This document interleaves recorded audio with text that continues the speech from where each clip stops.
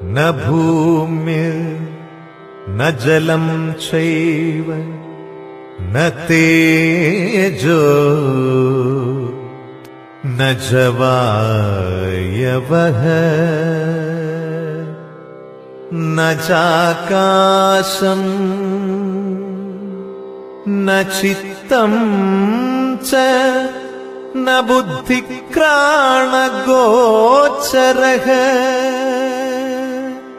न च ब्रह्मा न विष्णुश्च न च रुद्रश्च तारकाः സർവശൂന്യനിരാലംബ.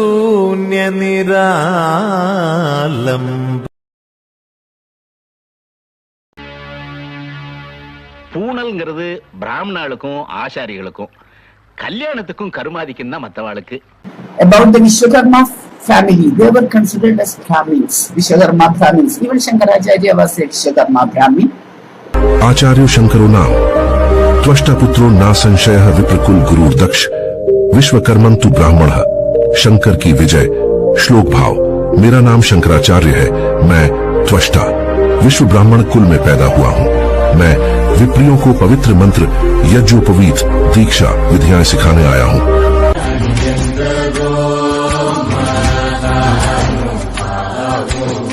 തമ്പുരാട്ടി സെപ്റ്റംബർ 22-23 ആ ദിവസങ്ങളിലൊക്കെ വലിയ ജനത്തിരക്കാണ് പത്മനാഭസ്വാമി ക്ഷേത്രത്തിന്റെ ഗോപുരത്തിന്റെ മുമ്പില്. സൂര്യൻ ഇങ്ങനെ ആ ഗോപുരത്തിന്റെ മധ്യേ കൂടെ ഇങ്ങനെ ഇറങ്ങി പോകുന്നത് കാണാനായിട്ട്. ഇല്ല, അത് പണ്ടുമുള്ള കാര്യമായിരുന്നു. പക്ഷെ അന്ന് ഇത്രയ്ക്ക് പബ്ലിസിറ്റി ഇല്ല.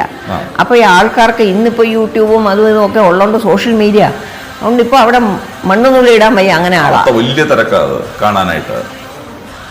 പക്ഷെ അതൊക്കെ അന്ന് ചെയ്തത് ആലോചിച്ച് നോക്കണം. അവർക്ക് ഈ പ്രിസിഷൻ ഇൻസ്ട്രുമെന്റ്സ് ഒന്നും ഇല്ലാതെ അവരുടെ അറിവ് കൊണ്ടും കഴിവ് കൊണ്ടും ആണിത് ചെയ്തു വെച്ചത്. അന്നത്തെ ആചാര്യമാരെ പ്രദക്ഷിണം ചെയ്ത് നമസ്കരിക്കണം. ശരിക്കും അതെ.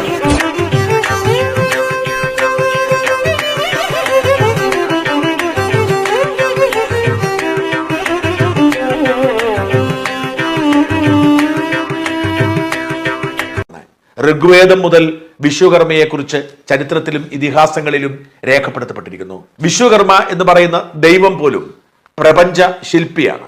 പ്രപഞ്ചത്തിന് രൂപമുണ്ടാക്കിയത്, മനുഷ്യർക്ക് ഈ ഭംഗിയുണ്ടാക്കിയത്, ജീവജാലങ്ങൾക്ക് ഈ വൈവിധ്യമുണ്ടാക്കിയതൊക്കെ വിശ്വകർമ്മ എന്ന ദൈവത്തിന്റെ കരവിരുതാണ്. അതുകൊണ്ട് വിശ്വബ്രാഹ്മണർ എന്നാണ് വിശ്വകർമ്മർ അറിയപ്പെടുന്നത്. വിശ്വകർമ്മജരുടെ വരവറിയാമോ? ഹൈന്ദവരുടെ ആദ്യ ഗ്രന്ഥമായ ഋഗ്വേദത്തിൽ കാണാൻ കഴിയുന്ന നാമമാണ് വിശ്വകർമാവ്.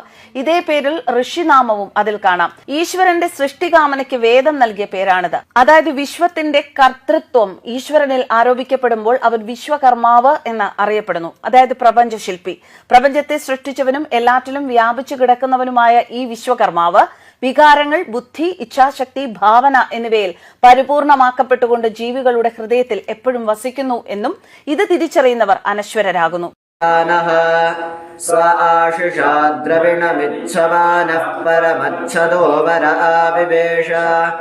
വിശ്വകർമാ മനസാ യദ്വിഹായ ധാതാ വിധാതാ പരമോദ സന്ദ്രക